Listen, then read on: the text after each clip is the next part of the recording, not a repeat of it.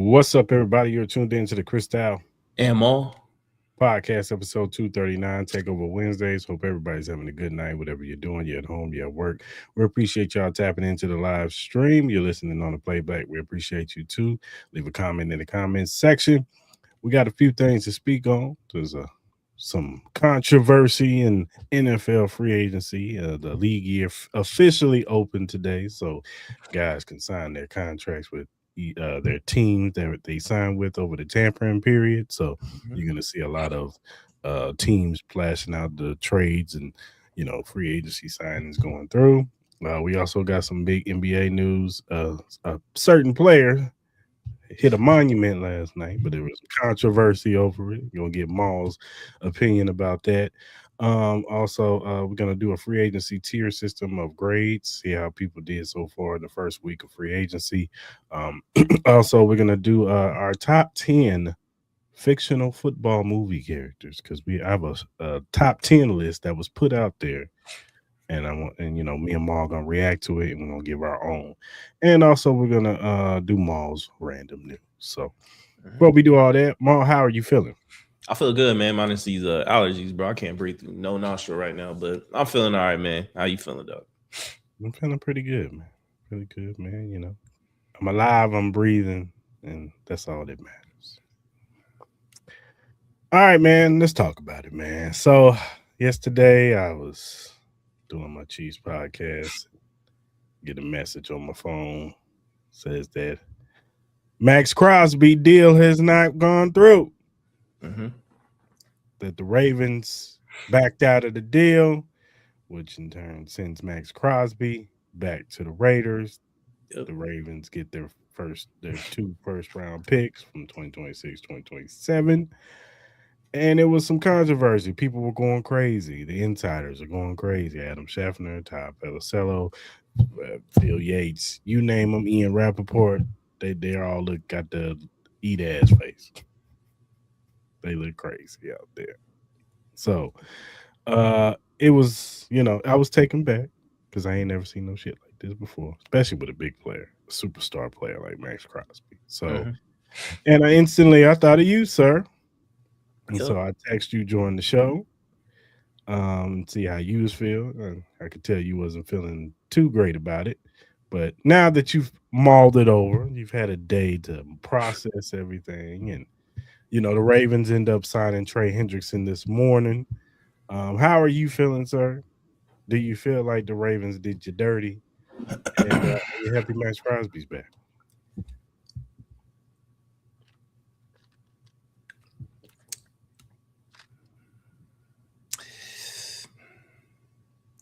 It will forever be.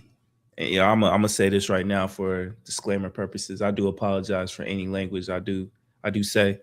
I will apologize to my brother right here if I go a little bit too long or I'm a little long-winded.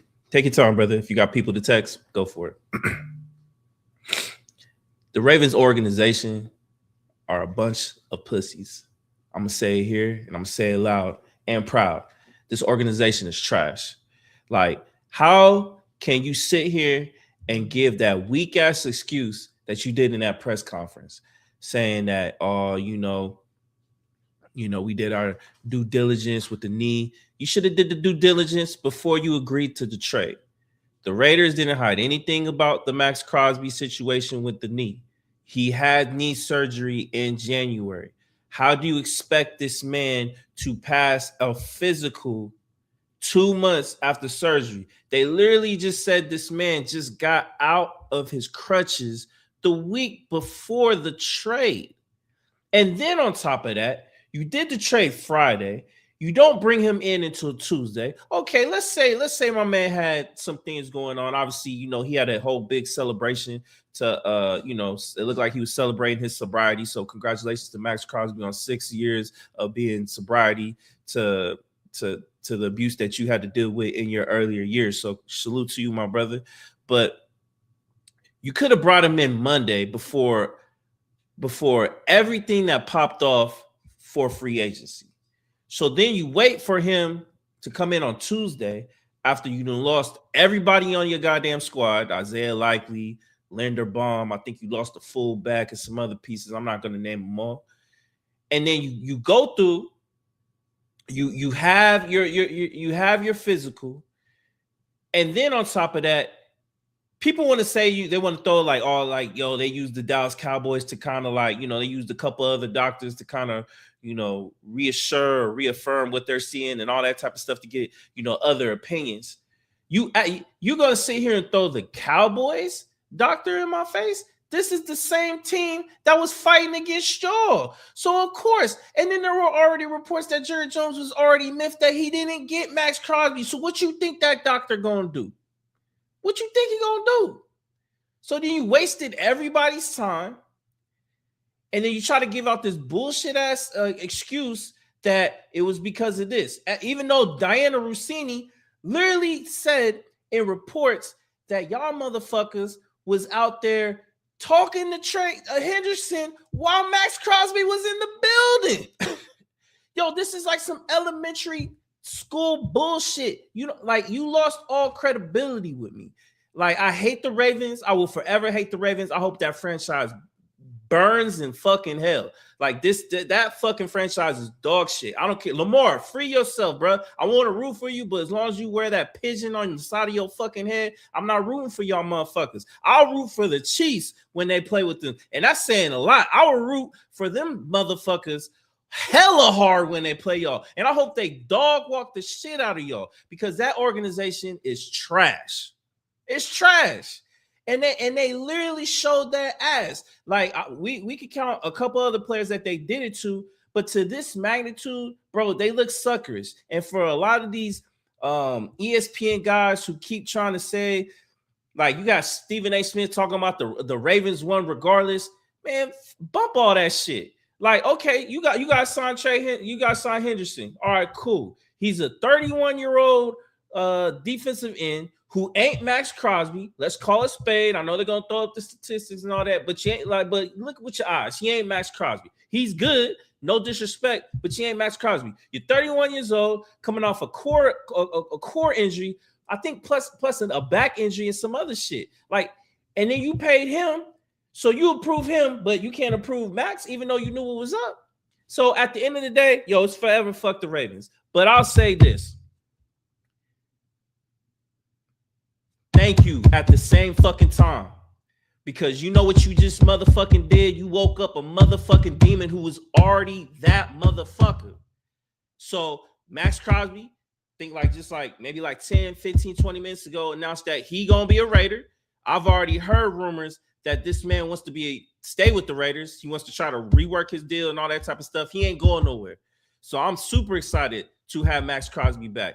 Am I disappointed at the same time because I already have my mindset with him being gone, us getting these having 4 first-round picks the next couple years? Absolutely, because I was already in the mindset of we're building for the future. We don't have Maxx Crosby. It's all love for me. I've been said it multiple times that I'm not mad at him. I understand the frustration. At the same time, I was frustrated by the certain aspects of why he was frustrated, but at the same time, it's still all love for me on my side, as me being a fan of Maxx Crosby, and I will always root for him. But man, you woke up a motherfucker, and I'm thankful for that shit. And hopefully, it reinvigorated him to be a fucking Raider. It seems like it kind of woke him up. Like, sometimes the grass ain't greener on the other side. So now we got Maxx Crosby. We signed all the cats that we got. That defense gonna be raw. And I can't wait for the fucking season. I'm begging the NFL, try to put a Raiders-Ravens game on that motherfucker. Please, I beg y'all. Y'all got time to redo the schedule a little bit. Add the Ravens in there. I don't care. Do it. I'm sure Mark Davis and everybody on that Raiders squad will want that shit. So we can dog walk Lamar Jackson, that old-ass running back Derrick Henry, who's going to be a bum this year. Don't draft no one. Zay Flowers is ass. They all terrible, nigga. Get them bums the fuck out of here. That's the worst fucking organization ever ran, but it's all good, though. It's all good at the same time because my Raiders are coming. We getting Fernando Mendoza. We got Maxx Crosby. We got Quay Walker. We got Nakobe Dean. We got these motherfuckers who are dogs, and we're going to get more. And at the end of the day, fear these motherfuckers. We coming, dog. I swear to God. But at the end of the day, I'm super excited that Maxx Crosby is back. My brother, welcome back to Raider Nation. We missed you, even though it was only for like 2 days. But hopefully this will light another fire that we've never seen before. And you can go out get Defensive Player of the Year and wreak havoc. And let's go win some fucking games. Show Mendoza how to be a fucking warrior, which he already has a little bit in him. But show him you, dog. Show him how to be an NFL player and what he needs to do. And let's ride it out. But at the end of the day, it will forever be fuck Ravens all day. Any team that plays them, I'm rooting against them motherfuckers. I hope whoever wears that fucking jersey, they fucking suck. I ain't gonna wish no injuries on no motherfucker. But at the end of the day, they're up there with the Chiefs. They're up there with the Patriots. They up there with them all. But right now, they're the most hated motherfucker team, I think, in Raider Nation currently right now. And that says a lot. That says a lot with the teams that we go up against. That's how Raider Nation feels right now currently. And I know this will probably be only short-lived to a degree because once we get back in the flow and then we got to see Patrick Mahomes' fucking face again and Travis Kelce and all that shit, yeah, we going to be right back on y'all motherfucking next two at the end of the day. And we ain't worried about y'all. Y'all old dirt motherfuckers. I ain't nobody worried about y'all. But at the end of the day, I'm super excited to have Maxx at the end of the day. You're talking about we're the 6th youngest team in the league. Anyway.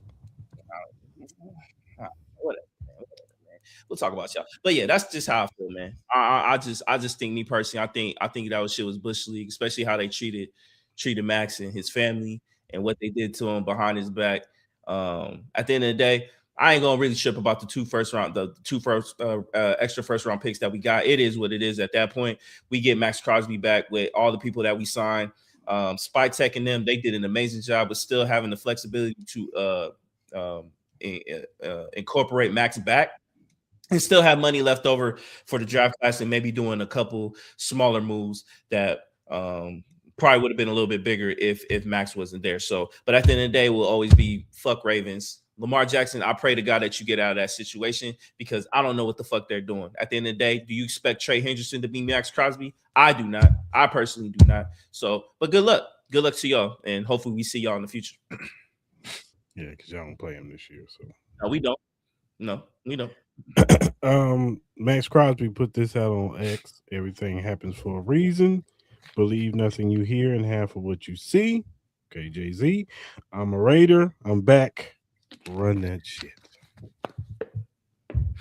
Ain't nothing else to be said, man.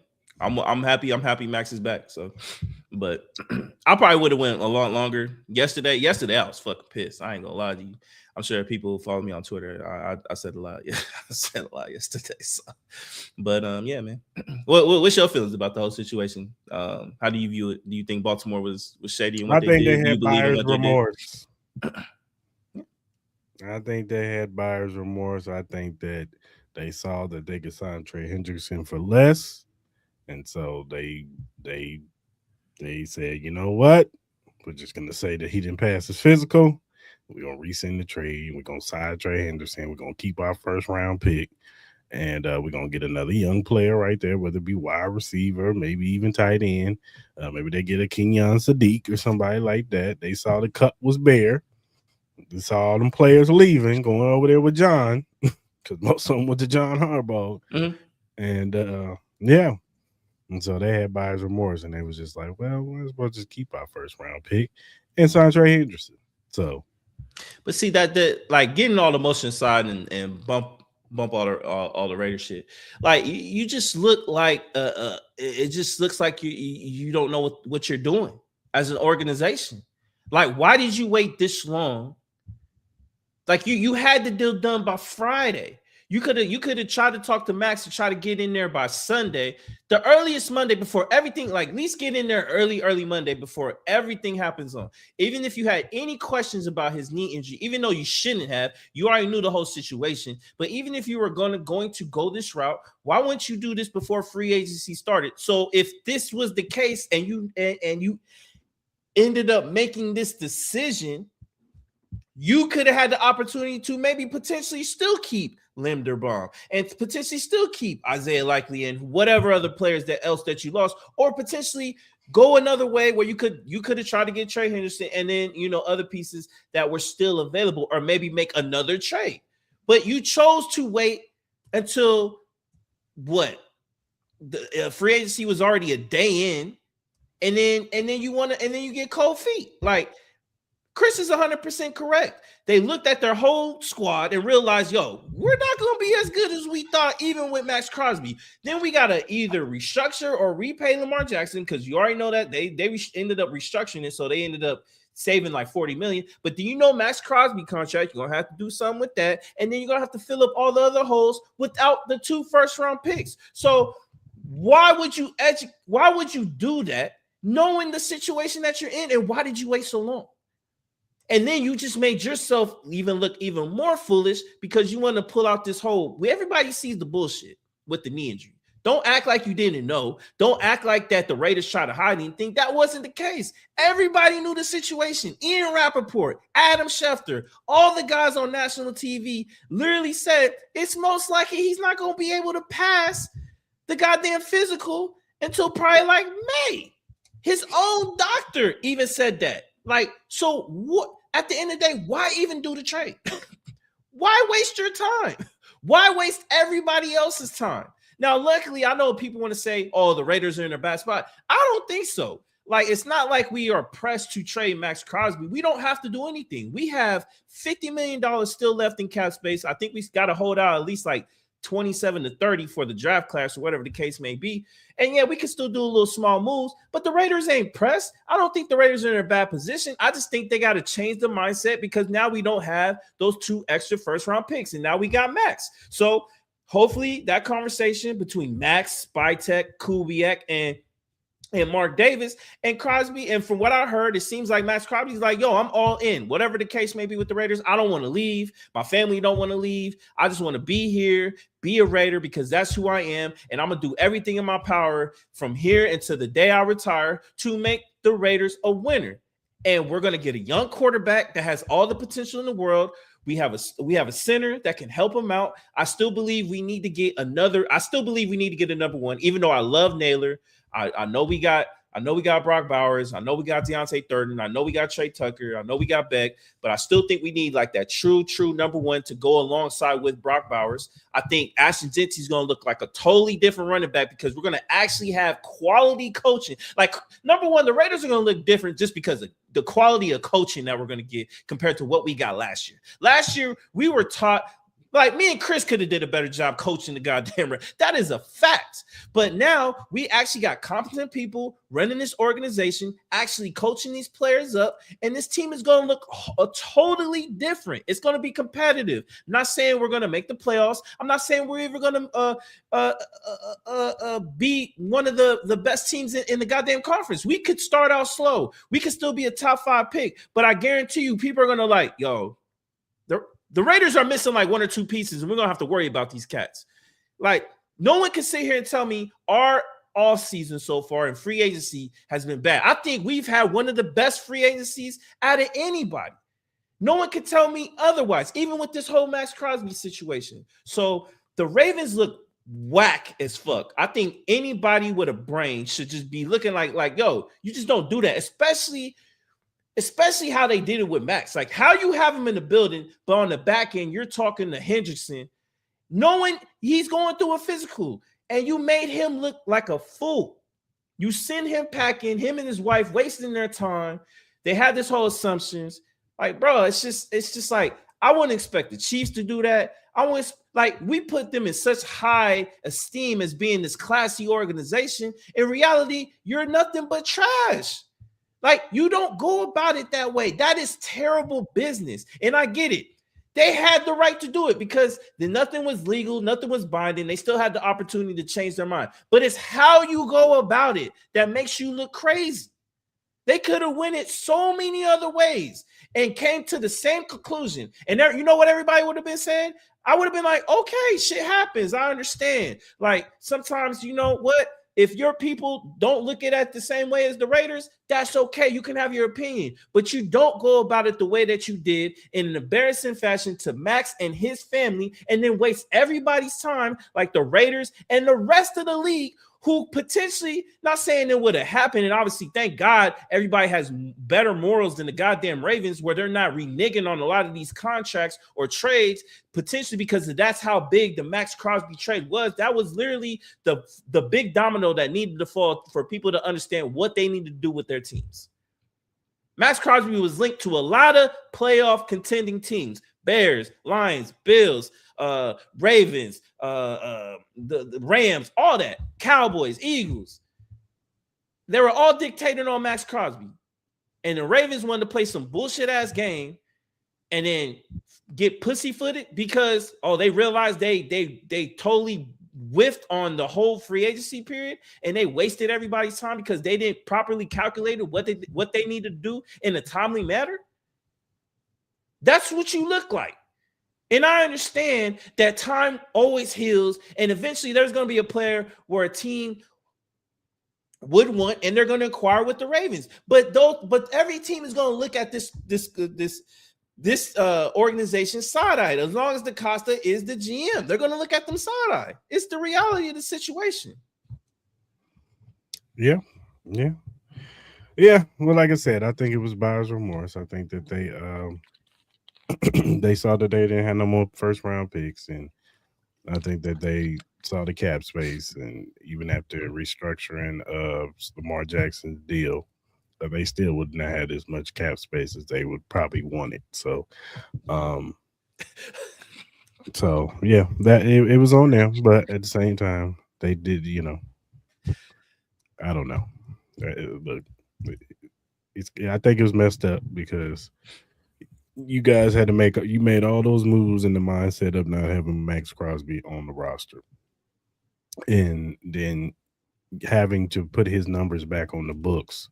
It's like you got to readjust. You went from having probably 70 million in cap space to now down to 30, and that's just messed up. So I don't know if anybody's ever going to do like a big deal with Ed DaCosta and the Ravens. So yeah, big deal. Yeah, I don't know. Smaller deals, yeah, absolutely. You know what I mean? But the only way they'll do a deal is if the dude if it's somebody who's coming off injury, they'll never do a deal with him. No, but it's got to be somebody healthy. But even that, you're going to look at it like, because look at the whole Jair Alexander situation. You know what I mean? Like, they pawned him off to the Eagles, and then homie couldn't barely play.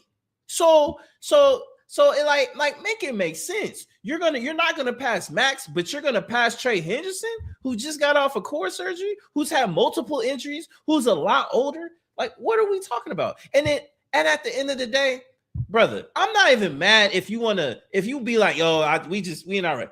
But why do you wait until Tuesday night when free agency been going on for a whole day and a half? You could have did this Monday morning. You could have did this Sunday. Why wait till Tuesday? Why wait till Tuesday afternoon? And then on Tuesday afternoon, I know I'm keep repeating it, but you had Max in the building. And during that whole process, you started talking to Trey Henderson. So you know the whole time while you have Max and his family in that building for 8 hours that you weren't going to do it. And they even have reports saying even Max and his family felt a little weird the moment they walked in the building. So what does that tell you? You wasted everybody's time. You wasted Max's time. You wasted our time. Now you made Max look like he's some like broke down player who might not play in 3 years because they don't think his knee gonna fly. Even though that's not factually true. Max is one of the most reliable players in the league. He has the most snaps out of all the defensive ends the last 6 years. What are we talking about? Like, and you didn't know this? Like, what are we talking about? Like that? Like the Ravens are a joke. And I pray Lamar Jackson finds his way out. They're not winning nothing. Trey Henderson ain't gonna be your answer, dog. It's not. You still don't got a receiver. You lost your best tight end because Mark Andrews ain't that. Let's see what you do in the draft. Now you got your first round picks. Let's see what you do at 14. You know what I mean? I hope to God they don't get like Ruben Bain or some shit like that. Maybe they might go get a Kenyon Sadiq. I don't know. Maybe they might go get a Jordan Tyson. I don't know. You know what I mean? We'll see what's up, what they do. But you got a first-year head coach. You lost your offensive coordinator. And let's see what they can do. Like, you got Lamar Jackson, who's coming off an injury. Derrick Henry, who's going to be another year older. Sooner or later, Father Time's going to hit him. Like, he's been looking amazing, but sooner or later, Father Time's going to hit him. You lost your starting center, so now you got to fill that hole, and that's going to put even more pressure on Lamar Jackson. Again, you still don't have wide receivers. I'm not trusting Zay Flowers to be that key guy. DeAndre Hopkins, I'm sure he's probably not on that team. Rashad Bateman, I'm cool. Like, what are we talking about? Mark Andrews has proven he can't show up in big fucking games. That defense stays hurt all the fucking time. I can't count on Kyle Hamilton to stay healthy for 16 games. That shit ain't going to happen. Like, you already got one of your defensive tackles who had a neck injury. Let's see if he can fucking respond coming back. What are you doing? You got a lot of holes you got to fill up. I like to pick up from them getting the Patriots safety. I like that. That's cool. That's a cool little pickup. But again, let's see what's up. At the end of the day, Lamar Jackson, there's no more excuses. Make it happen. Ravens, make it happen. You got a great young-minded defensive coordinator from what we were told. Make it happen. I don't want to hear nothing about these motherfuckers ever again. Win some shit, bro. Win some shit. I hope everybody dog walks the fuck out of you. The Browns, the Bengals, the Chiefs, the Chargers. Hell, Mother Teresa, I don't care. The little Giants, all of them. I hope y'all go 0-16. Actually, you know, I don't want that because I don't want y'all to get a top pick. I want y'all to be in the same position as the Pittsburgh Steelers. Y'all think y'all nice. Y'all think y'all cool. But eventually, y'all just going to be a 500 team that gets mollywopped in the fucking first round every fucking year. Y'all technically doing that. Y'all technically do it now. You know what I mean? Sometimes y'all eventually get first round picks and all. Y'all get the top pick, or not top pick, but top seed. But then y'all get dog walked in the goddamn playoffs every fucking year. I used to be the guy that give y'all a little benefit of that. Nah, fuck that shit. Fuck that. Y'all had multiple opportunities to fucking win games and y'all fucking choke every fucking year. What's the difference gonna be this year? And Raven fans gonna be like, oh, we got hope. Nah, y'all motherfuckers are mid. Y'all have always been fucking mid. Y'all fucking regular season team, and then when you come in the playoffs, y'all fucking look like doo-doo ass water. Y'all fucking bums in the playoffs, and y'all know this shit every fucking year. Every fucking year.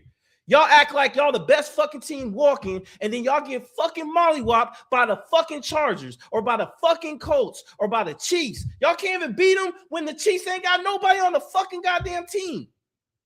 Y'all can't catch balls. Y'all can't get wide open. Lamar Jackson looks like he's fucking scared. What the fuck are we doing with this goddamn Ravens team? Y'all fucking suck. Y'all suck. Y'all the most overhyped team in the fucking league every year next to the goddamn Chargers. Everybody wants to put you on this high fucking pedestal, and y'all never show the fuck up, ever. You, the Bills, the Chargers. Y'all are literally the same fucking squad every year. Chris, am I wrong? Am I wrong? No comment. No, he knows I'm right. Mark, am I wrong? You know I'm right. Every year, y'all give Lamar Jackson the goddamn fucking trophy, and what is he doing in the playoffs? He does absolutely nothing. Absolutely nothing.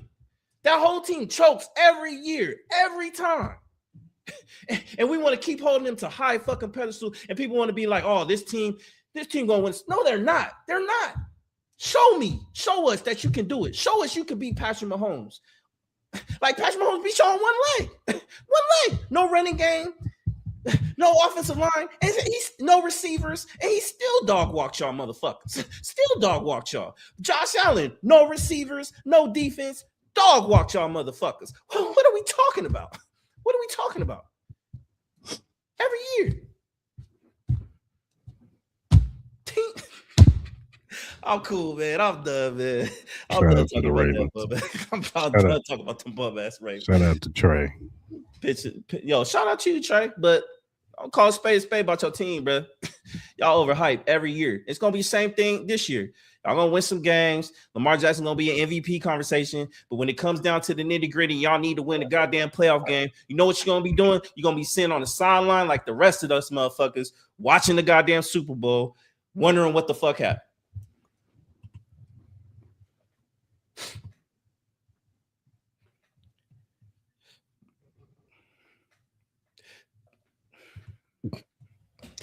Whatever.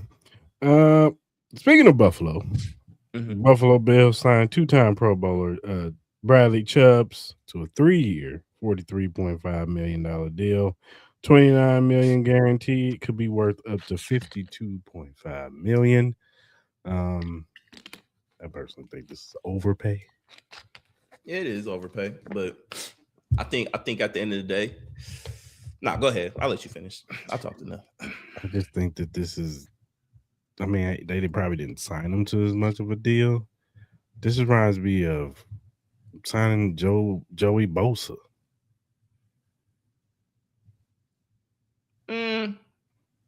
You think Joey Bosa is a better player than Bradley Chubb?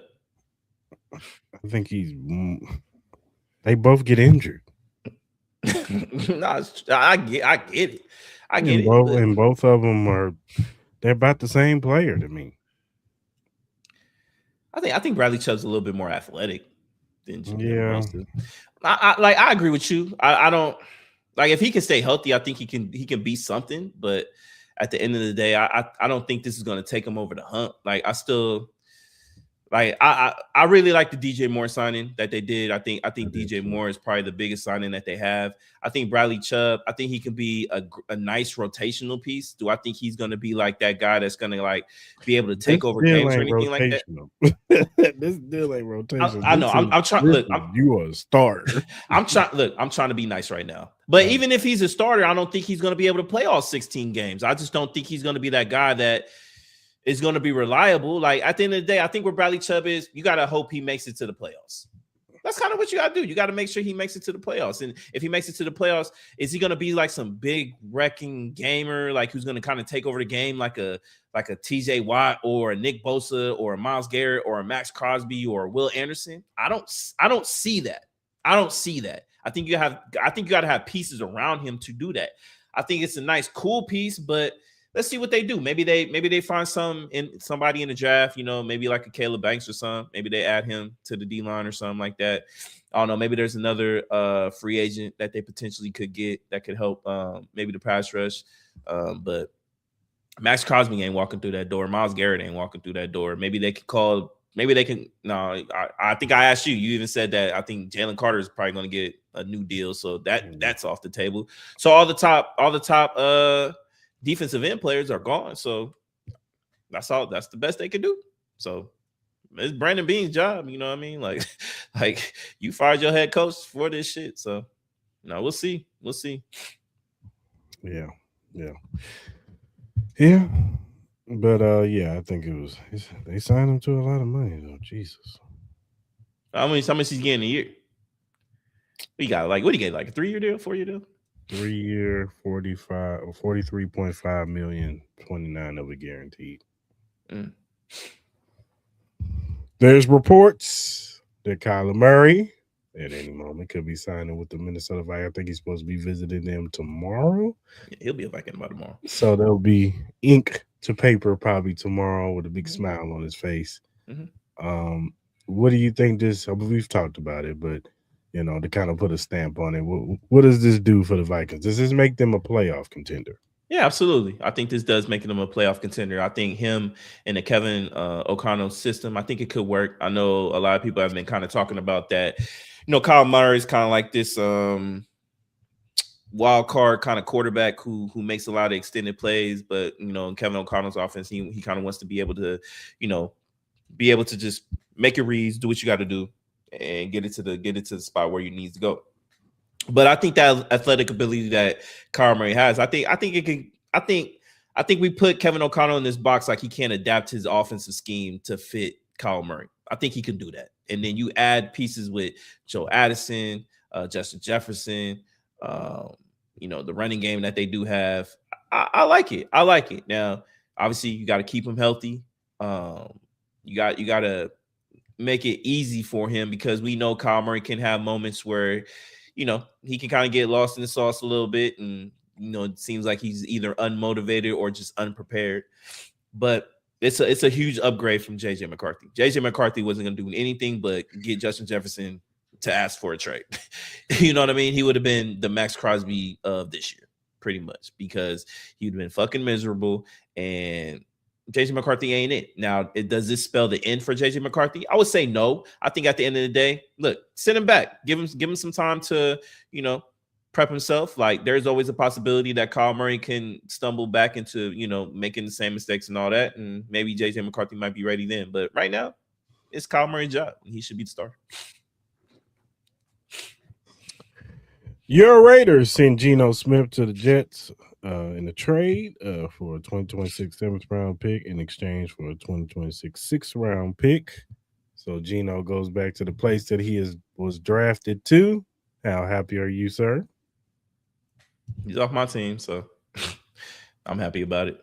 And we, at the end of the day, I thought it was a position where maybe they might have took his contract. I was, a little hopeful for that, but at the end of the day, we got an extra 6th round pick out of it, so I'm happy.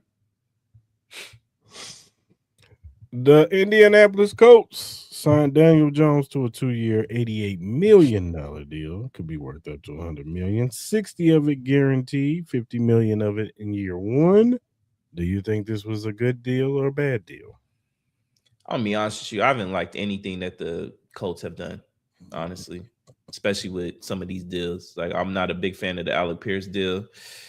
And at the end of the day, I understand, Daniel Jones, but it's just kind of tough. I get it, but at the same time, it's kind of tough for me to get behind it. I don't know how Colts fans feel. Maybe they're probably happy about it, but a man coming off of an Achilles injury and a broken leg, not so much the broken leg. We all know he can probably come back from that, but the Achilles, and I don't know, are they rushing it too fast with him trying to come back week 1? I don't know, but hey, congrats to him. Yeah.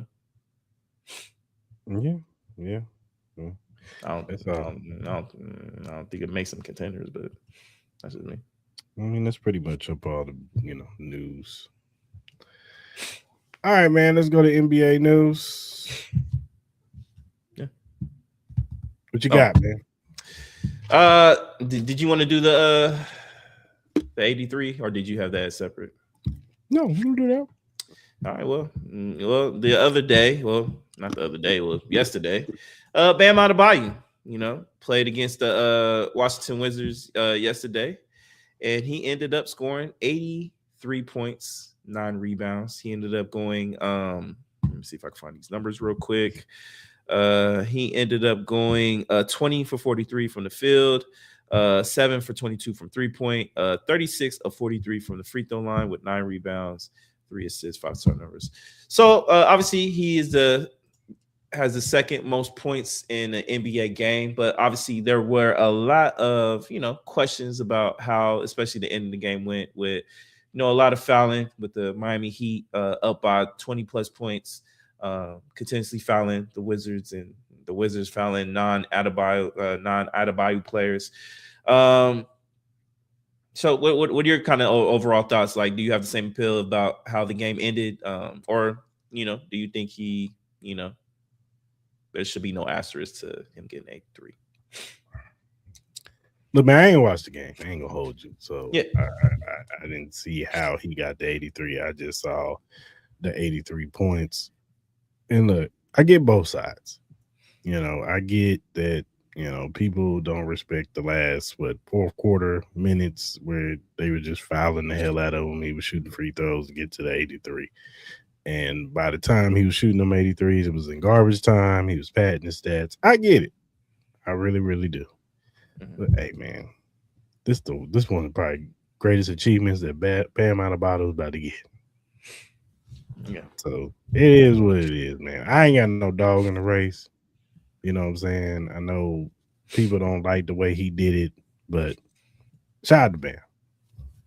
I don't think people are hating on Bam. I just think they're hating on the whole process on how he got the 83. Like, I don't like the Heat like intentionally fouling the Wizards while they're up 25 to forcefully get him extra possessions to, get the 83 points. Like, I thought that was just a little weak to me, but at the end of the day, I'm not gonna be mad at Bam. Like, it's hard enough, and I get it. He had 43 free throws, but he made 36 of them. He still had to go out there and make the basket.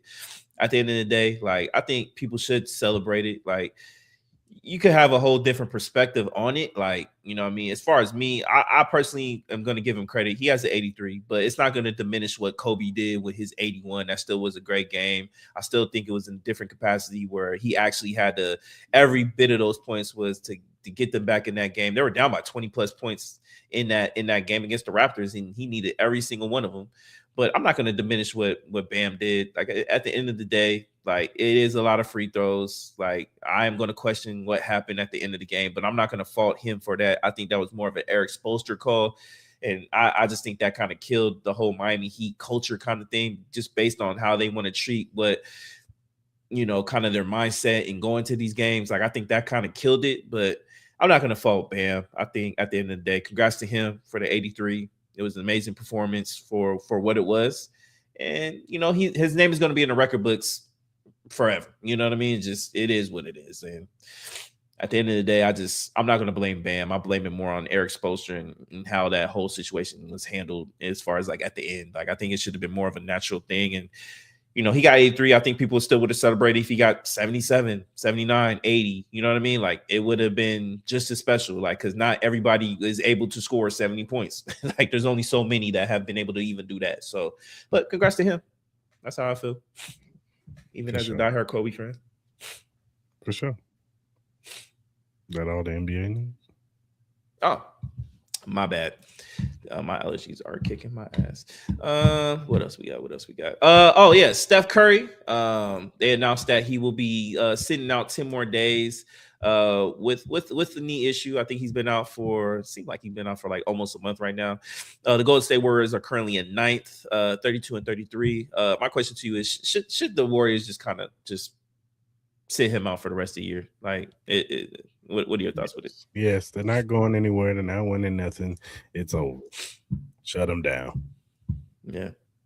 And get ready for 2027. If you're going to trade them or you're going to bring somebody else in to try to go one more run at this thing, I don't know. But sit his ass down. It's over. Yeah.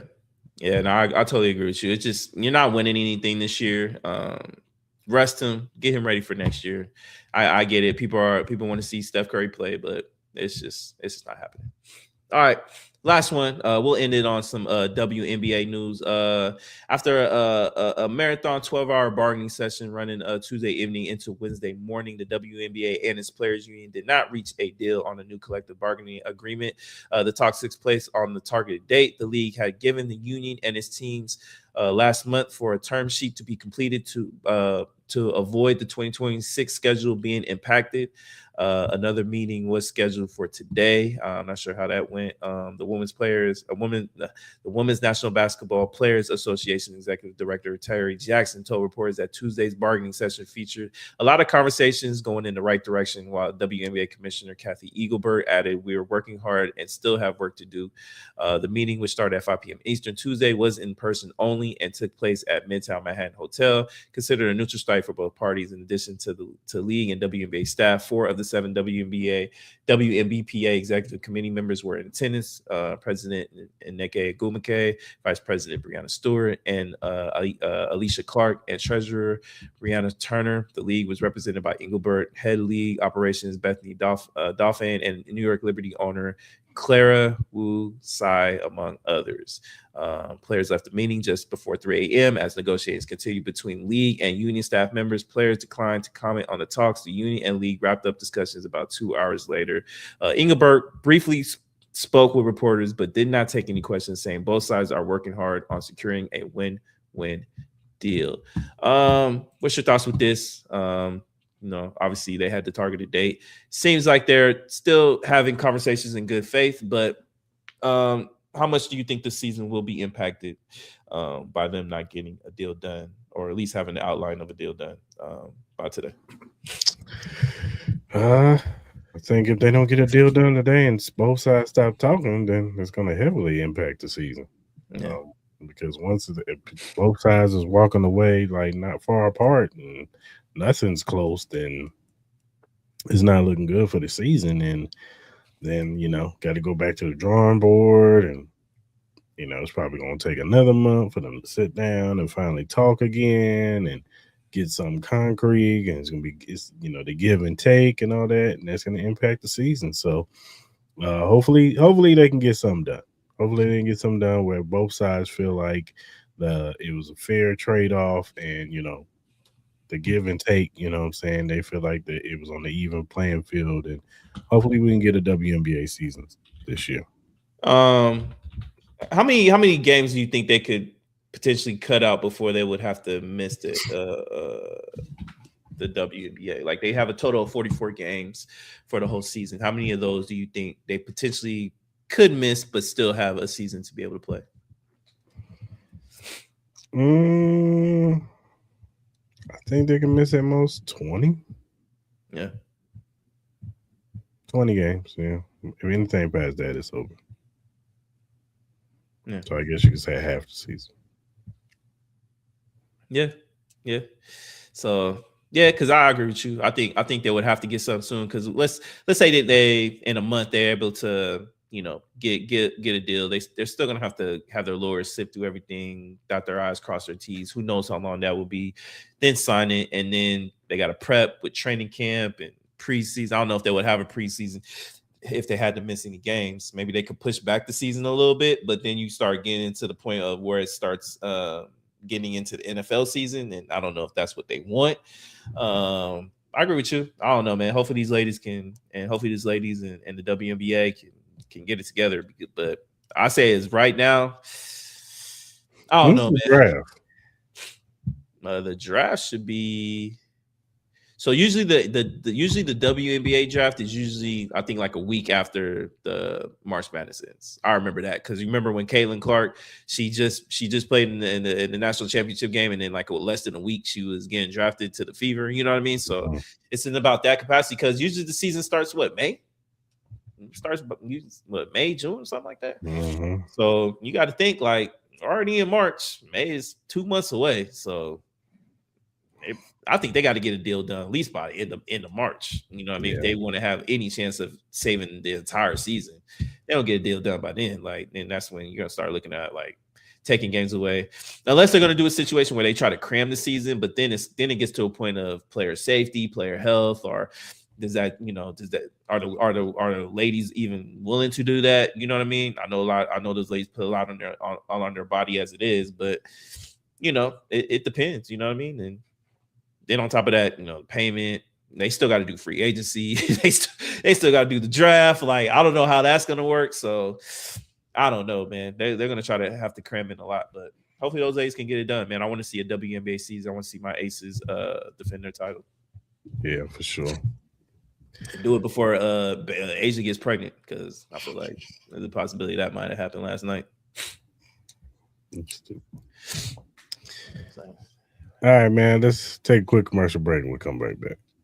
Introduce yourself to Magnet, the ultimate sports drink. Are you ready to take your performance to the next level? Do you want a sports drink that eliminates the muscle cramps and fatigue when working out or training? Meet Magnet, the sports drink designed for athletes who refuse to settle for mediocrity. It's power-packed electrolytes and rehydrates and restores balance with their scientifically formulated blend with magnesium that fights fatigue and boosts endurance. It has natural ingredients made with real fruit extracts and no artificial colors or flavors, because your body deserves the best. It has delicious flavors like mixed fruit and watermelon that keep you revitalized and ready for action. It will boost your performance with essential vitamins and minerals. Magnet fuels your workouts, helping you crush your goals. Join the Magnet movement, whether you're training, competing, or simply staying active. Magnet is your go-to refreshment for peak performance. You can order it now on our direct link at drinkmagnet.com. Also, use promo code Cris and Mal to get $5 off your purchase. So don't wait. Again, that promo code is Cris and Mal to get $5 off your purchase. Get Magnet, push your limits, fuel your passion.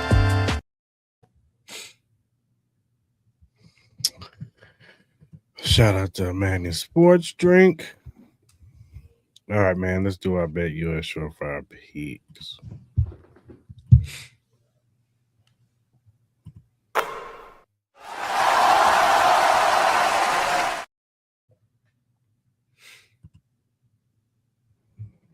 What you got? I got the Bucks +6 against the Heat. I like that. I got the Mavs -5 against the Grizzlies, and I got the Celtics +7 against the Thunder. I think they'll keep it close, but I won't be surprised if the Thunder win, but in a close game. For sure. Hold on. Give me a second.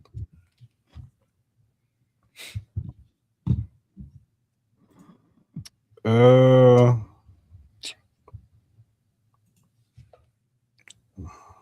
don't like none of this. I guess I'll take the Celtics +7 over the Thunder.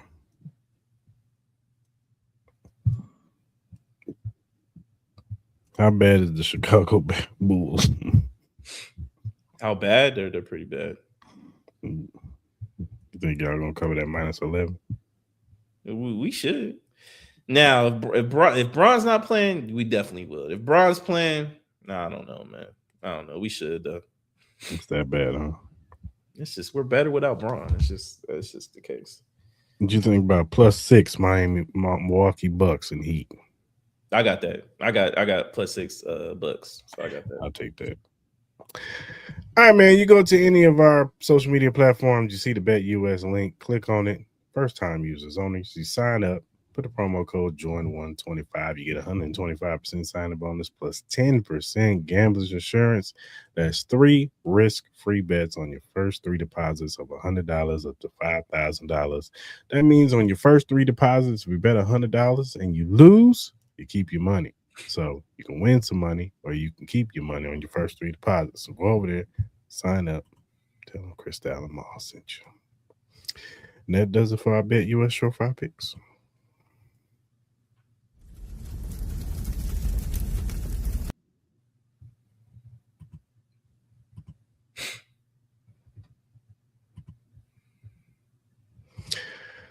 All right, Mal, I saw this list the other day on X. Top 10 fictional football characters. And I figured I'd share this list with you. I sent it to you. So we all pretty much got to look at the list, but I'm going to show it to the people. So this is the best football players of all time in fictional movie history. So they have Buddy, which is crazy. They got a damn dog up there. Forrest Gump, Deacon Moss, Petey Williams from Little Giants, Paul Crew, The Longest Yard, Vontae Mack from Draft Day, Earl Meggett from The Longest Yard, Julius Campbell from Remember the Titans, Rod Tidwell from Jerry Maguire, and Bobby Boucher from The Water Boy. Mal, how do you feel about this list? Oh, this list is trash. Number one, like, I love dogs, but why is Airbud on this list? What are we doing? Forrest Gump is too low. Paul Crew, like, where's Shane Falco? Where's Willie Beeman? God damn, they love them the Longest Yard. God damn, there's a lot of Longest Yard people on here. Yeah, I don't know. I'm just not a fan. Rod Tidwell, I'm not mad. Julius Campbell, I'm not mad. Bobby Boucher. Yeah, I just think they got too much longest yards. Little Giants, Petey Williams, like, I would rather put Spike there. Like, what are we talking about? What are we talking about? You know what I mean? I'd rather put old girl in that shit. Deacon Moss on longest yard. I guess Michael Irvin, but what are we doing? Like, get Airbud out of here, man. What are we doing? And Forrest Gump is too low. Forrest Gump was causing havoc. Exactly. Yeah, I have no problem with Bowie Miles, Bobby Boucher, Willie Beeman, Rod Tidwell, Julius Campbell. Yeah. One that I think that should be on this list is Alvin Mack from The Program. And if you know who Alvin Mack is, he was on the defensive line. He was causing terror to offensive players. He was. Sunshine. My man had to step in for what was his name? Preacher Boy. Yeah, I know what you're talking about. Well, Sunshine had to step in, and he was one of the reasons why they went undefeated that year. Yep. Like you said, Shane Falco, he should be on the list. One of my favorite characters, one of my favorite football movies, Unnecessary Roughness, Paul Blake. My man was 40 years old. He went back to college, man, and was balling out of his mind. Yeah. You know what I'm saying? Who else? Gary Bertier. You can't have Julius Campbell and not put Gary Bertier. They was like the Smash Brothers. Yeah, they were. Yeah, Both they sides. were. They Strong were. side. Weeks. You know what I'm saying? Like you cannot have Gary Bertier on there, man. Come on. Nah, that's true. That's true. And then you gotta have Spike. Cause my man Spike scored like 20 touchdowns in the first half of the game. Bro, he was killing. He was dragging everybody on there, man. Spike don't play with girls. Spike don't play with girls. My man was dragging everybody. My man was Red. Right. That's right, man. Red. My man was carrying the fridge, man, down the stairs, bro. Like, what we talking about, man? Mm-hmm. Spike was that dude. So yeah, those are just some of the few. Of course, what's LL Cool J's name in the damn movie? I forgot his name. Well, you got to give him an honorable mention. Yup. The quarterback from Friday Night Lights. Like out of long and short, where's Nelly at? What was Nelly's character? He was cold. He was the fastest. I think he's on the list. He's Earl Maggot. Okay, Earl Maggot. Oh, okay, Yeah, okay. he's I Earl Maggot. remember his name. Yeah, that's it right there. But like draft day, Vontae Mack, like you didn't even see him play. That was a draft day. You saw that one game? You just saw the one game. You didn't even see his highlight. My man could have been mid as shit. Like, you know, I get it. He was probably because what did he get picked? What did he get picked in that draft? You remember that? You remember when he got picked? Was it a first round pick? He was first round pick. Oh yeah, because they had 3 first round picks. They ended up getting like 3 first round picks that year, right?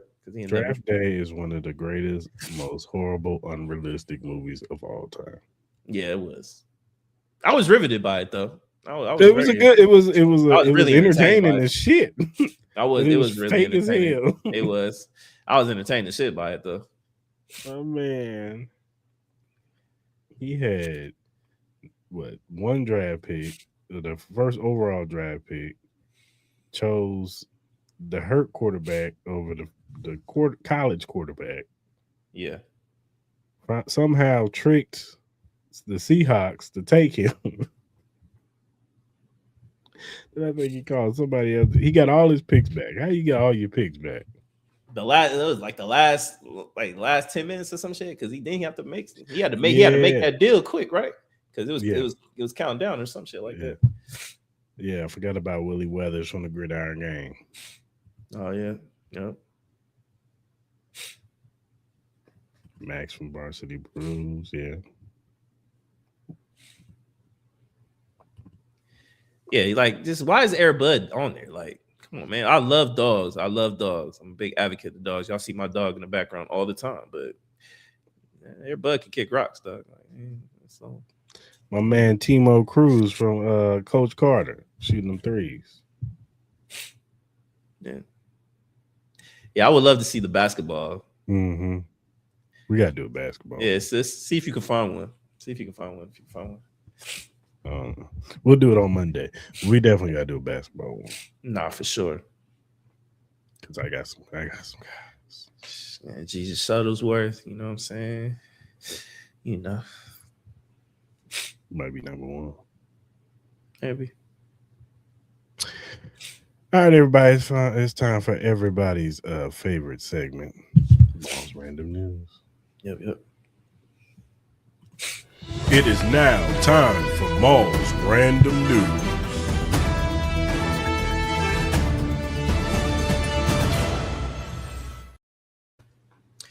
Yep, my favorite segment, Chris's favorite segment, y'all's favorite segment. You know, topics that normally don't make it to the main show. You know, do a little quickie, you know what I'm saying? You know, pause, but love to hear Chris's comments. So, sir, are you ready for this week's Random News? Let's get it. All right, first up, a little bit of boxing. Shakur Stevenson, he was on a Nightcap show, and he says he's down to fight Ryan Garcia at 140 pounds with no hydration clause or at 147 pounds with a hydration clause. What are your thoughts with this, man? Should this be the next fight that Shakur Stevenson? No, I don't want to see this. There's other fights for Shakur to fight. I don't want to see it. Who would you like? Who would you like to see Shakur fight? If he go back to 135, I want to see him on Shaki Foster. Okay. Why that fight? I just think it's gonna be a good fight. Okay. man. And Ryan should be Devin Haney. Yes, that's the fight, man. I heard they made it for Allegiant Stadium. That's the rumor. I'm just saying. Yeah, we'll see. Next up, WNBA star Rickea Jackson has filed for a protective order against Falcons star defensive end James Pierce Jr. Rickea says she is in fear of her life and that James will kill her without it, which obviously we did see. If people don't remember, James Pierce was arrested, I think like a month ago, for ramming his car into hers and almost hitting a police officer. Kind of what's your thoughts, man, with this new development with Rickea Jackson and James Pierce Jr.? Do you think James Pierce Jr. will ever see the field again as well? Protect Rickea Jackson at all costs, man. 24 hours around the clock. We need to give this woman some type of protection. I don't care. You got to get some undercover cops or something to watch over her, put her in a witness protection program. I don't know, man. But if this man is a menace to society like that, then you need to lock him up, put him under the prison. Do you think the Falcons should cut him? Yes. If he's sitting up here scaring this woman like this, she's in fear for life. She says she's going to die.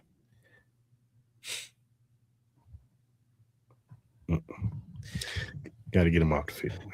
They should definitely put him on the commissioner's list and just have him out until this trial's over, until they figure out the whole situation and get more information. But he should definitely not be stepping on the field at all anytime soon.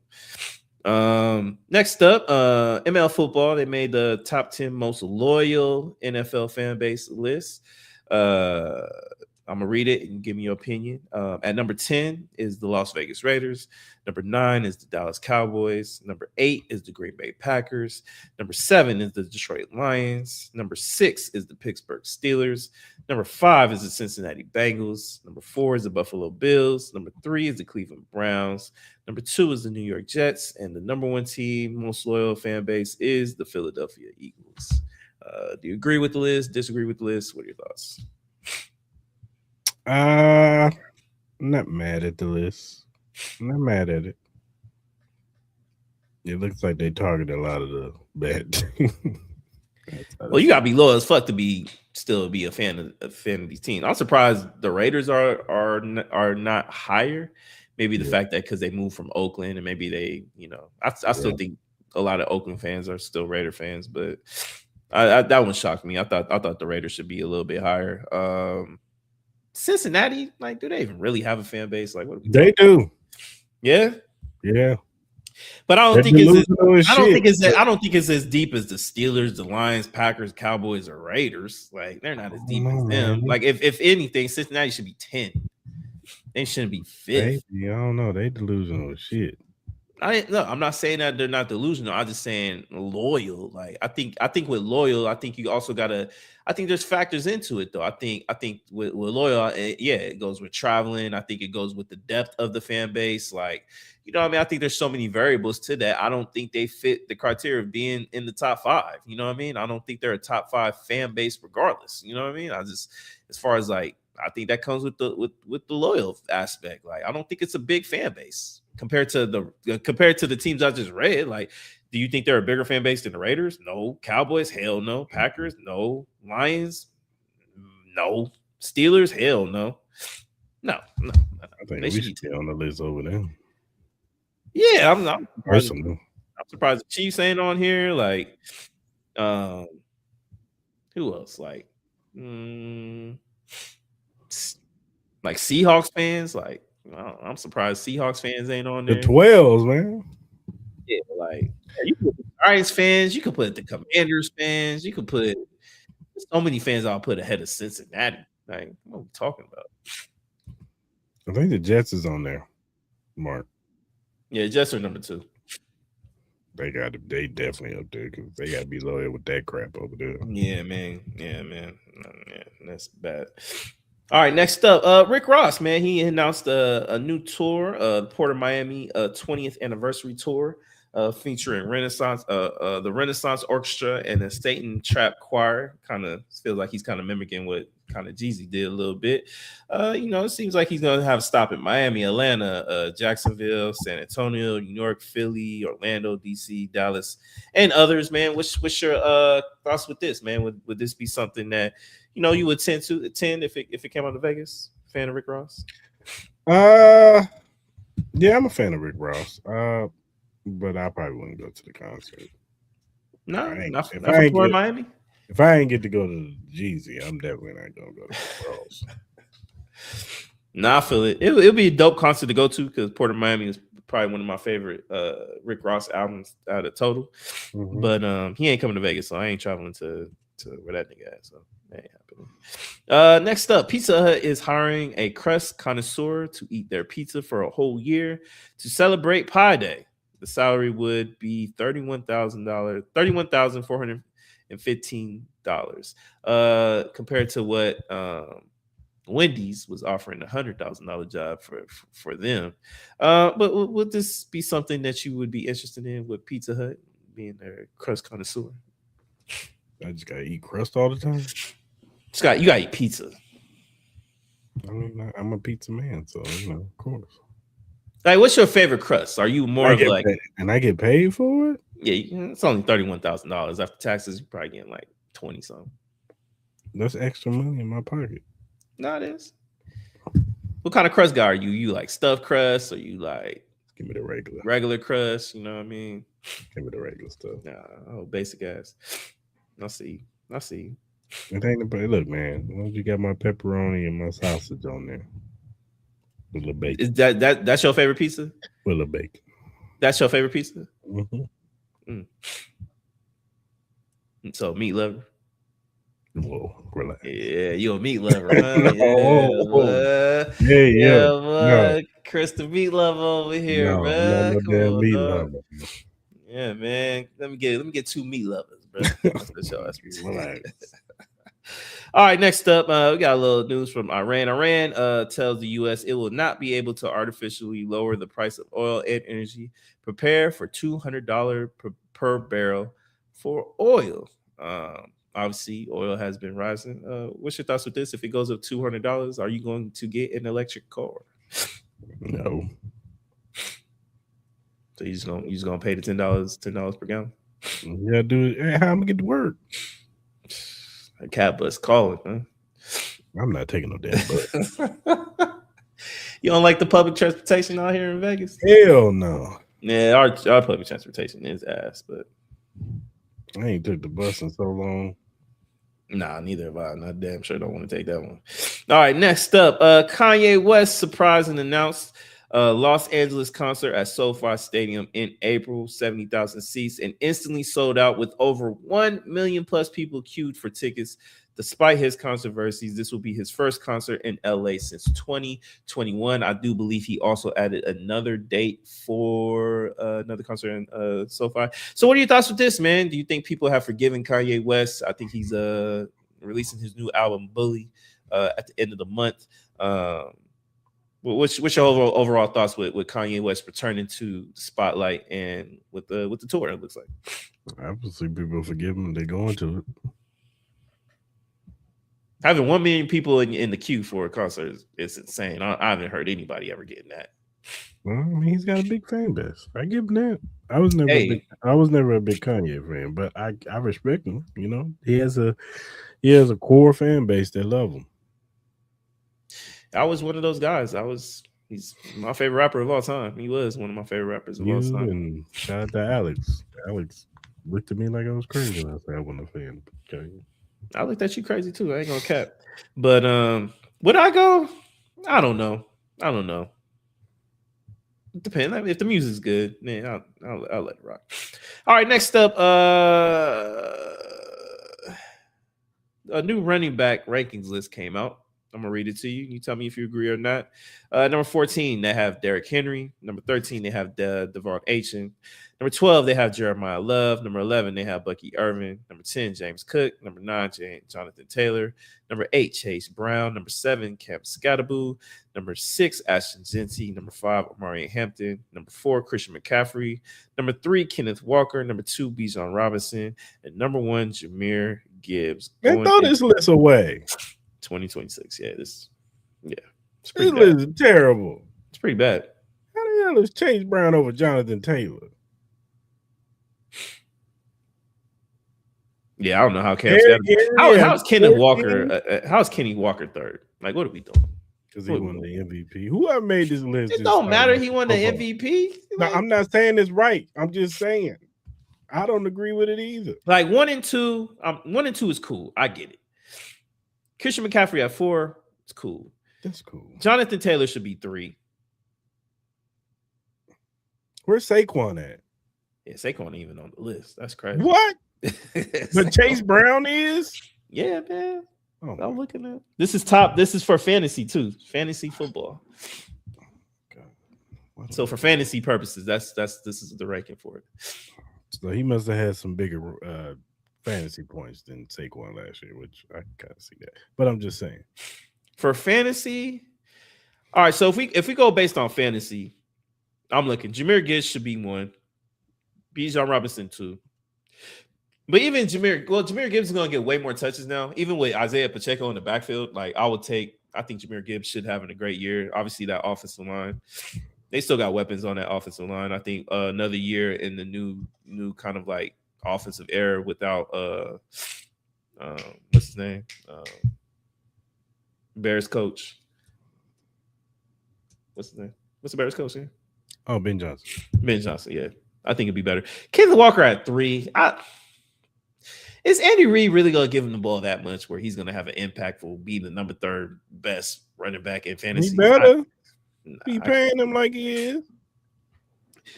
Christian McCaffrey at 4. I could see it. Like, obviously, he is getting older. But I don't know. Omari Hampton at 5. Fantasy-wise, I understand it because I think Omari Hampton could be that guy who can make a leap. I could see that.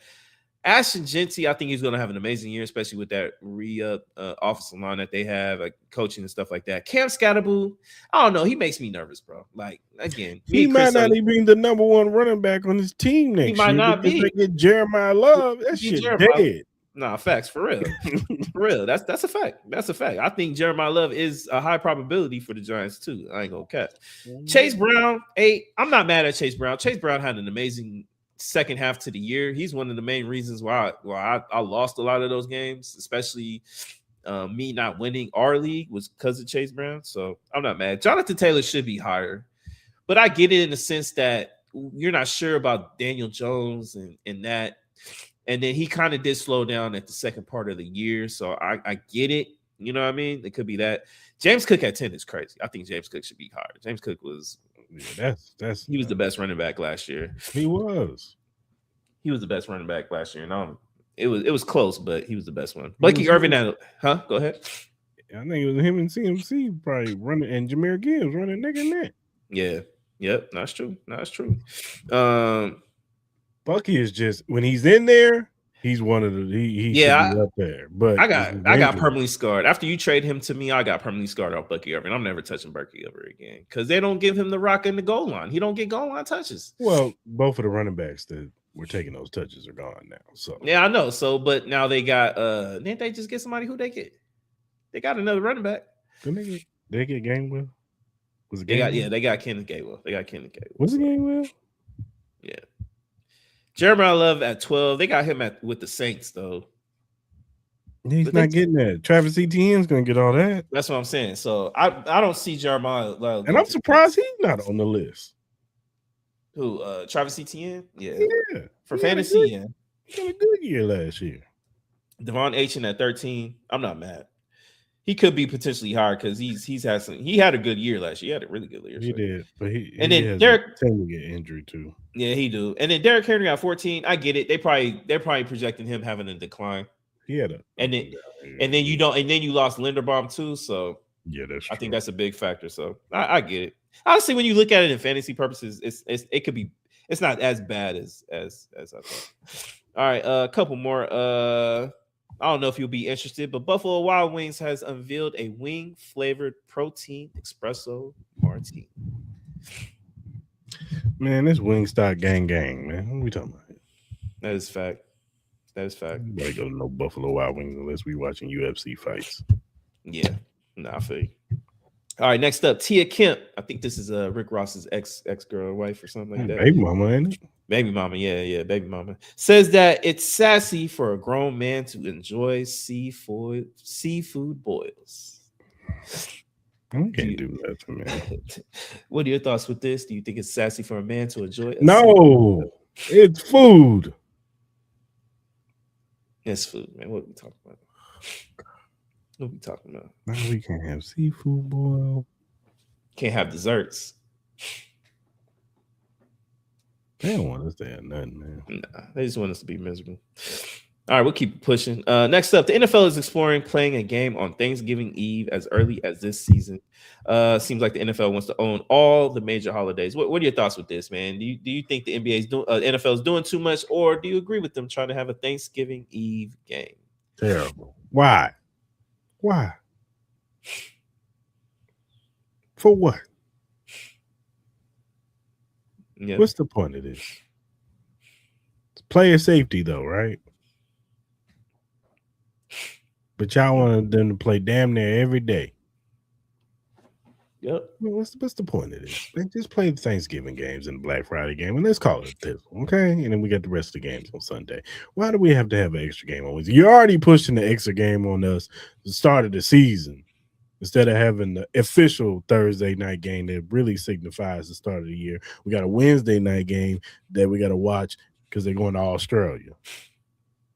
Yeah, the Seahawks didn't do the banner the next night. Yeah, it's kind of wild. Y'all doing too much NFL. It's going to get a point where y'all going to water down the product and people going to stop watching. Let's get to the point. Let's get to that point. All right, a couple more. Next up, Ari Lennox says she regrets giving toxic men attention and not the sweet ones now that she's older and not married. It's a shame. I gave toxic ones so much energy instead of the sweet ones. I see the sweet ones getting married and starting families. I'm like, that could have been me. They felt boring. Quote. What's your advice with Ari Lennox, man, for, giving toxic? I got no advice for Ari Lennox. Shut that weird ass up. Hey, man. But I wish her all the best. Hope she finds the young man that she wants to spend the rest of her life with. But I'm sick of it. Nah, I feel it. All right, next up. For all my Fortnite people, gamers, Fortnite says they're increasing the price of their in-game V-Bucks as the cost of running Fortnite has gone up a lot. And we're raising prices to help pay the bills. Do you think this will be consistent with all video games of this manner? What are your thoughts with this, man? Is video games becoming too expensive? They've been expensive. There ain't nothing new. Mm-mm. And then they charge them for these little things that you got to pay for these kids that play Fortnite. They want to get, whatever skins and, new DLCs and all that stuff that they drop into Fortnite. So, of course, they're going to make it more expensive. So, I played the game like one time, and it was it for me. I feel it. I've never been a Fortnite guy, but hey, man, family, watch your credit cards and little kids about to start raking it up. You know what I mean? Just be careful. All right, that's it. That's it for random news tonight. All right, man, let's do this free agency grade tier thing. All right, man, let's do it. Let me bring this up real quick, and we can get it started.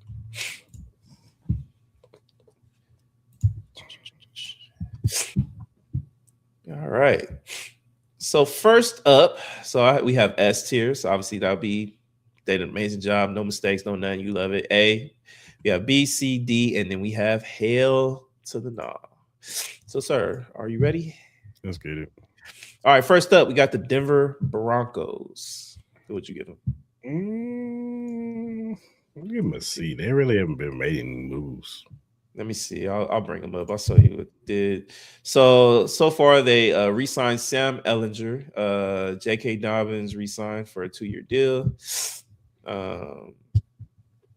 Adam Trotman re-signed for a 3-year contract. Linebacker Alex Singleton re-signed for a 2-year deal, and linebacker Justin Strand re-signed for a 3-year deal.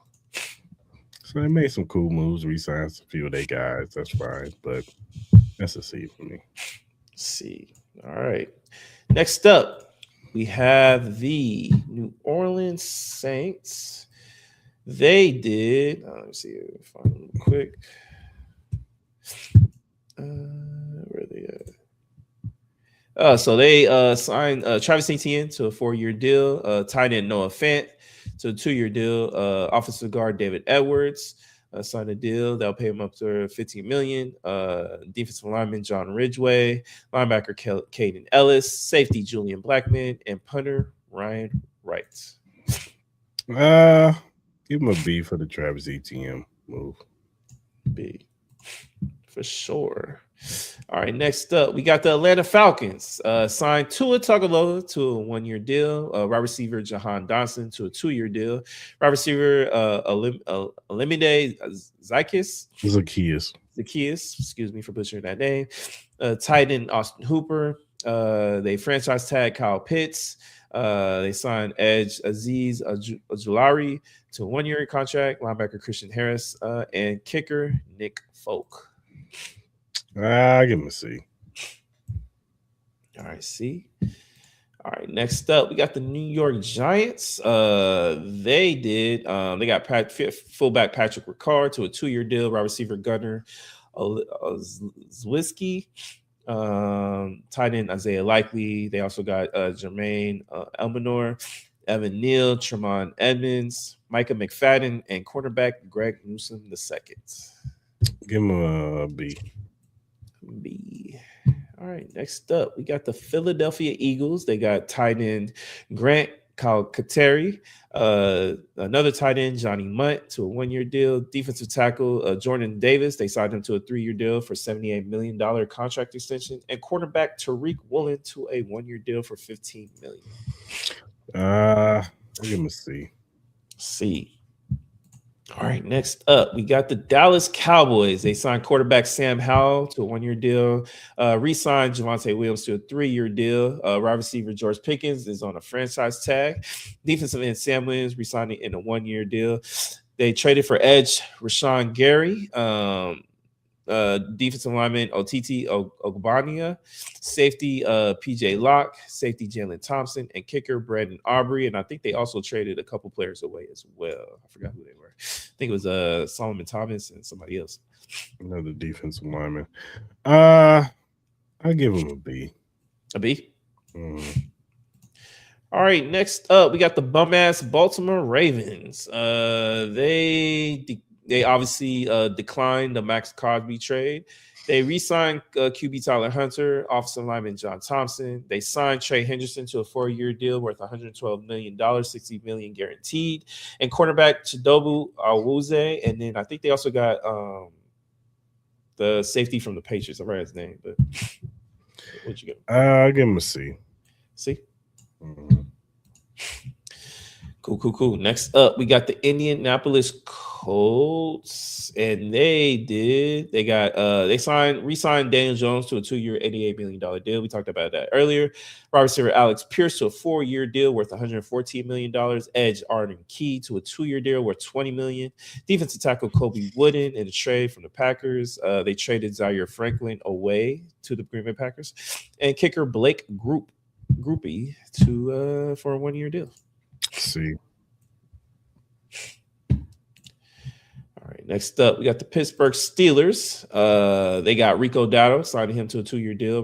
They traded for Michael Pittman Jr., signed offensive tackle Jack Driscoll, signed Cameron Hayward to a 2-year deal worth $32 million, re-signed Zazie Atumo, apologize if I butchered the name, linebacker Cole Holcomb. They also signed Jamil Dean to a 3-year deal. Cornerbacks Asante Samuel Jr. They re-signed, and Darnell Savage, the safety, signed him to a 1-year deal. I'm gonna give him a B. B, you like it? I like the Michael Pittman Jr. trade. For sure. All right, next up, we got Cincinnati Bengals. They re-signed offensive guard Dalton Risner, edge Boyd Mafe, cornerback Jalen Davis, and safety Brian Cook. I'm gonna give him a B. B. All right, next up, we got the Houston Texans. Damn, they did a lot.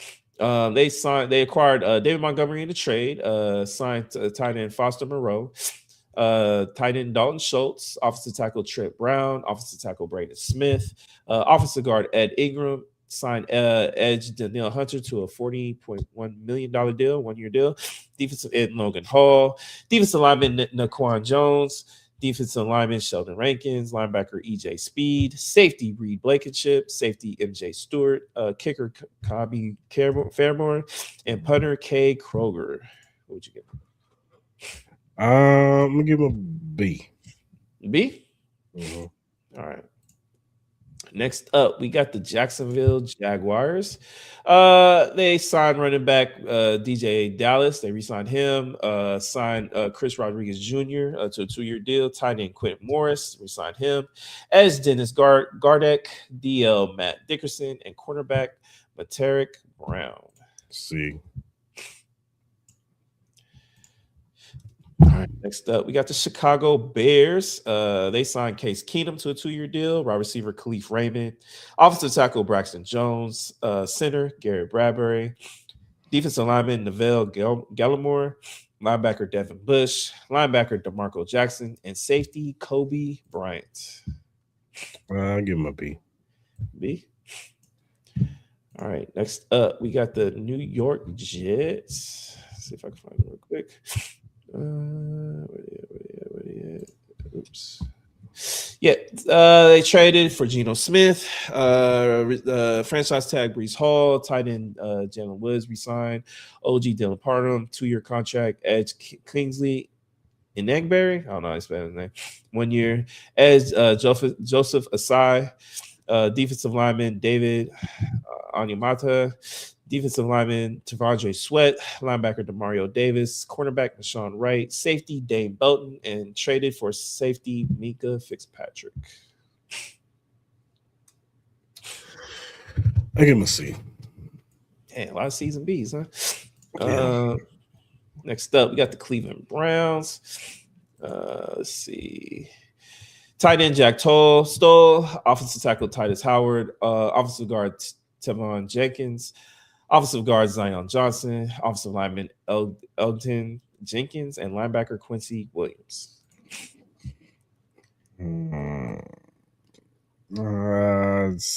C. See? All right, next up, we got the Detroit Lions. Apologize if I sound weird as shit. Got quarterback Teddy Bridgewater, running back Isaiah Pacheco, your boy, center Cade Mays, offensive tackle Larry Borum, offensive lineman Juice Scruggs. Obviously, they traded away David Montgomery, and then they re-signed Rock Ya-Sin, quarterback. I really didn't do nothing, so I'm giving him for now, I'm giving him a D. A D? All right, next up, we got the Tennessee Titans. Signed quarterback QB Mitchell Trubisky, signed Rondell Robinson, wide receiver, offensive guard Cordell Volson, center Austin Schlotman, edge Jermaine Johnson II, also defensive lineman John Franklin Myers, signed Solomon. They traded for Solomon Thomas, cornerback Cordell Flott, signed him, cornerback Alante Taylor, cornerback Joshua Williams, kicker Joe Sly, and Morgan Cox. A? Mm-hmm. All right, next up, we got the Minnesota Vikings. Revised Aaron Jones contract, re-signed linebacker Eric Wilson, cornerback James Pierre, safety Tavares Thomas, and safety Andrew DePaula. And then obviously they potentially could be also signing Kyler Murray. We assume that's where he's going to go. What would you give him if that were to happen? I'm still going to give him a C for right now. C? All right. Next up, we have the Los Angeles Rams. Re-signed Tyler Higbee, re-signed offensive tackle David Queensberry, traded for Trent McDuffie, signed Jalen Watson, safety Cameron Curl, and Joe Cardona. What would you S. S. Yeah, I agree. Very good, very good. Next up, we got the Green Bay Packers. Offensive lineman Sean Ryan, defensive lineman Javon Hargrave, traded for Zaire Franklin, and cornerback Benjamin St. Juste. Give him a B. B. All right. Next up, we got the San Francisco 49ers. Signed Mike Evans to a 3-year deal. Offensive tackle veteran Lowe. Defensive tackle Asai. I ain't gonna butcher that name. We got John Weeks. We also have Eddie Pinero, and then we also still got to deal with Trent Williams. I think he's still up in the air. We assume he's going to get done. And then Brandon Ayuk is most likely to get released. I give him a B. B. All right. Next up, we have the Los Angeles Chargers.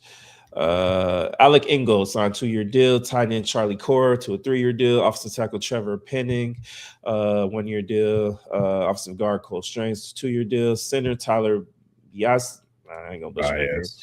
Yeah, you got it. Offensive lineman Trey Pipkins, 2-year deal. Defensive tackle Tier Tart, edge Khalil Mack, linebacker Deanne Leonard, linebacker Deshaun Phillips, and Josh Harris. What you know? Give him a B. B. All right, next up, my Las Vegas Raiders. We did a lot. Wide receiver Jalen Naylor, center Tyler Linderbaum, edge Malcolm Kuntz, edge Kwity Paye, linebacker Nakobe Dean, linebacker Quay Walker, cornerback Teron Johnson, re-signed Eric Stokes, cornerback, and then signed Matt Gay. And then obviously we got Maxx Crosby back as well. A.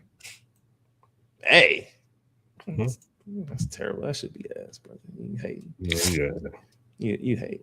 I'm not hating. That's hating. That's hating. I'll let you go. Hey, show this.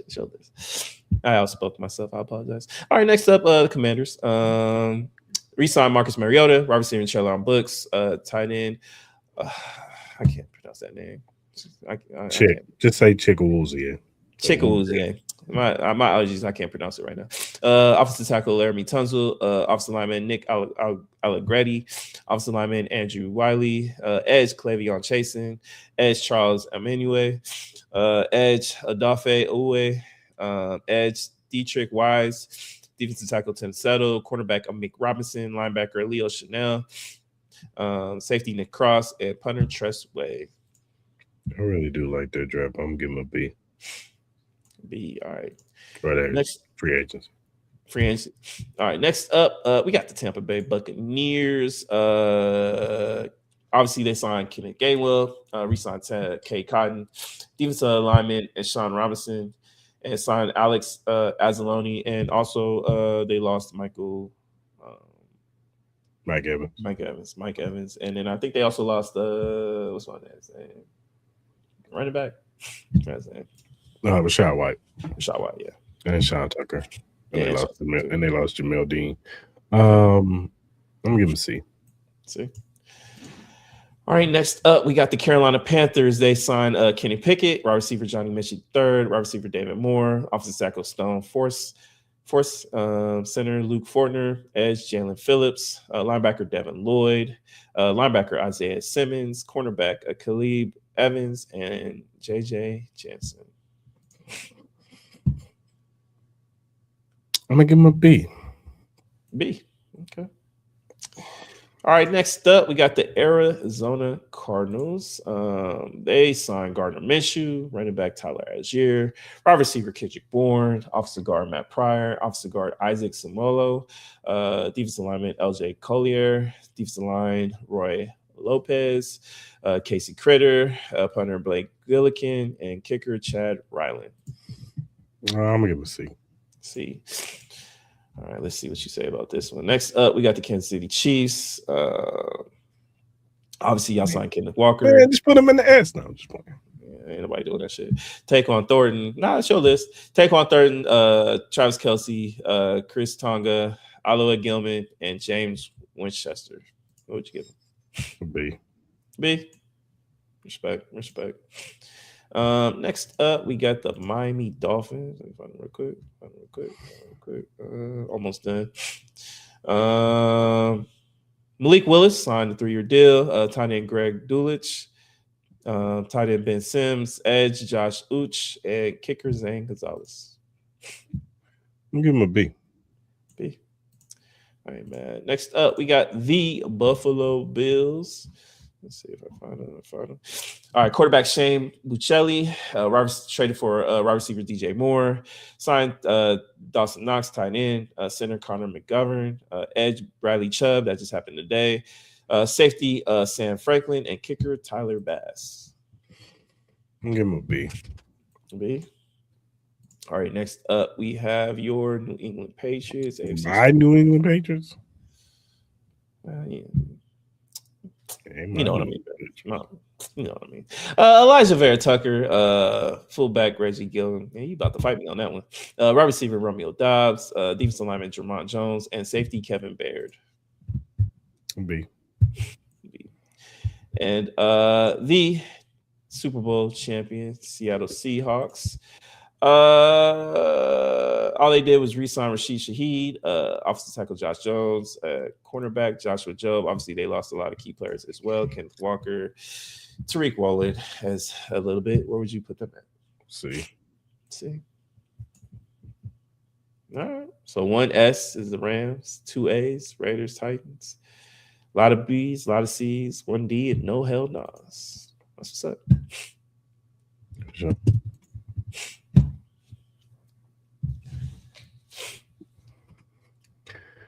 All right, man. You got anything else?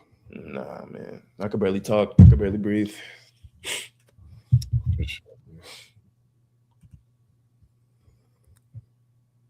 Hey, shout out to Italy for beating Mexico today. My man Vinny Pasquantino, 3 home runs, dog.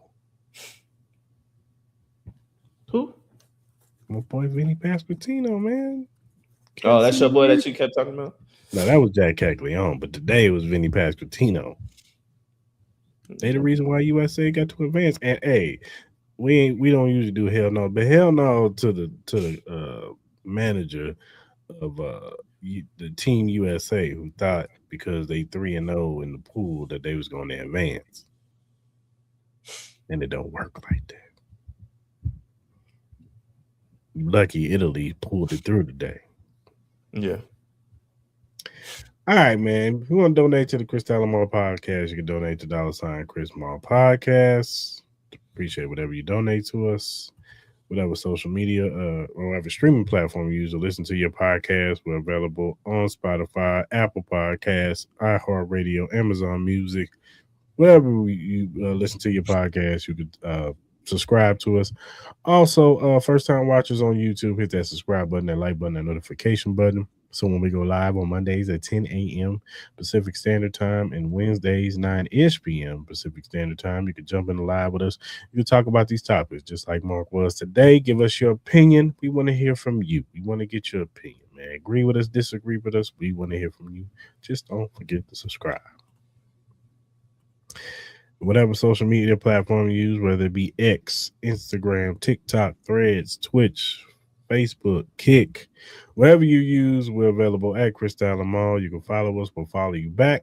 Just some regular guys who like to talk sports, music, movies, and all kinds of various other things. If you have a critique or feedback, or if you have a question or topic, and we like said question or topic, we will bring it up. We will shout you out because we want to show love to those who show love to us. So go ahead and hit us up via DM, emails, or our mentions. All right, good people. Hope you guys have a good rest of your week. Be safe out there. We'll be back Monday to recap everything that happens over the week and weekend. We'll be back Monday to talk March Madness because it's championship week. And, yeah, we'll probably do our brackets too. Might as well just do brackets then. Do a bracket, and we might do Cris Style Mal's first mock draft. It's time. It's post free agency mock draft, baby. So we got to do it. We just do first round. We ain't gonna do no 7th round. Just do the first round. Yeah, just do first round. We ain't gonna bore y'all to death.